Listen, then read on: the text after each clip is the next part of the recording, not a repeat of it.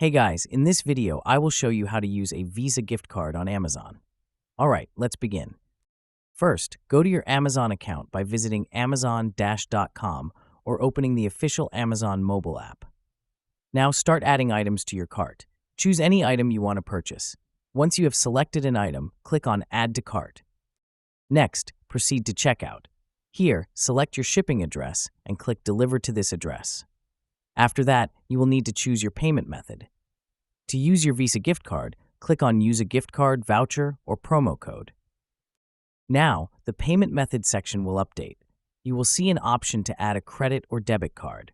Click on Add a credit or debit card. Enter the required details, including the card number, name on the card, expiration date, and security code. Visa gift cards work the same way as regular debit or credit cards, so once you enter the details, click Add your card and proceed with checkout. So that's basically how you can use a Visa gift card on Amazon. And that's it for this video. If you find this helpful, consider subscribing and giving this a big thumbs up. Thanks.